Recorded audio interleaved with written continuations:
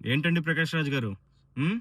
వేరు వేరు సందర్భాల్లో, వేరు వేరు డేట్స్‌లో మీ ట్విట్టర్ అకౌంట్ నుంచి ఏ విధంగా తెలుగులో పోస్టులు పెట్టాలి? సెంటెన్స్ ఫార్మేషన్ ఎలా ఉండాలి?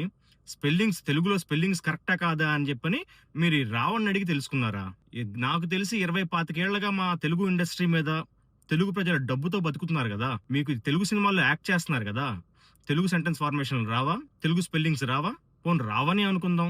ఈ రావణ ఏదన్నా మీ తెలుగు మాస్టరా? చిన్నప్పుడు నీకేమన్నా తెలుగు పాఠాలు చెప్పాడా? వాడిని అడిగి నువ్వు ట్వీట్లు పెడతానికి?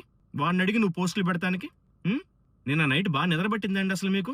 నేనెందుకు అడుగుతున్నానంటే, నిన్న నైట్ ఈ రావణ అనే వ్యక్తి తను కార్పొరేట్ ఆఫీసులో పనిచేసే సందర్భాల్లో తనతో ఉన్న మిగతా ఎంప్లాయీస్ ఎవరైతే మహిళా ఎంప్లాయీస్ ఉన్నారో వాళ్ళని లోబరుచుకుని, వాళ్ళతో ఇంటిమేట్‌గా ఉంటూ ఆ వీడియోలు తీసి బ్లాక్‌మెయిల్ చేశాడని చెప్పి కొన్ని వీడియో ఆధారాలు బయటకొచ్చినియి. కానీ కొన్ని పుకార్లేంటంటే ఆ వీడియో బ్లర్ చేసుంది. ఆ రావణ్ గాడితో పాటు ఉన్న ఇతర వ్యక్తిది వీడియో బ్లర్ చేసుంది. సో కొంతమంది అనేదేంటంటే ఆ రావణ్ ఇంటిమేట్‌గా ఉన్నది మీతోనే, మీకు తనకి మధ్యన జరిగిన సంఘటనే అదని చెప్పని కొంతమంది చెప్తున్నారు. అది నిజమైతే అది మీ పర్సనల్ మ్యాటర్. అది నేను కలగజేసుకోను. అది మీ పర్సనల్ ఇష్యూ అది. It's up to you. కానీ అది వాస్తవం కాదు. ఆ వీడియోలో రావణ్‌తో పాటు ఉన్నది మీరు గాదు, ముద్దులు పెట్టుకుంటుంది మీరు కాదు అంటే గనక దాన్ని వెంటనే ఖండించండి. వర్క్ ప్లేస్‌లో ఈ సెక్షువల్ హరాస్మెంట్‌ని, మహిళల్ని ప్రమోషన్‌ల పేరుతో అదే విధంగా ఇతరితర ప్రలోభాలకు గురి చేస్తూ ఉన్న ఒక కార్పొరేట్ ఎంప్లాయీగా ఉన్న టైంలో రావణ్ చేసిన చేష్టల్ని ముందు ప్రశ్నించండి. ఇంకోటేం చెప్పారు? ప్రభుత్వాన్ని మరియు ప్రతి నాయకుడిని ప్రశ్నించే నాలాంటి గొంతును నొక్కేస్తారని అడుగుతున్నారు మీరు. ఏ ప్రభుత్వాన్ని ప్రశ్నించారండి?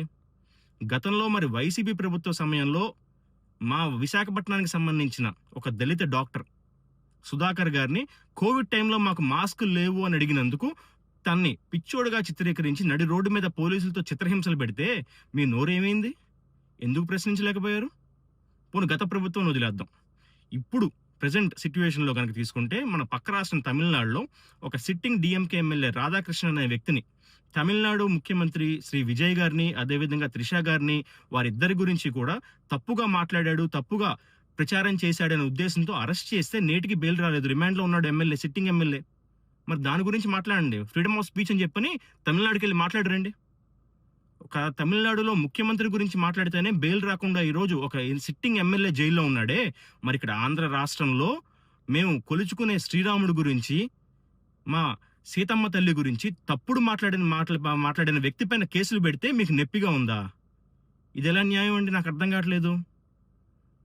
ముందు దీన్ని మార్చుకోండి. మీరు జస్ట్ ఆస్కింగ్ అంటారు గదా!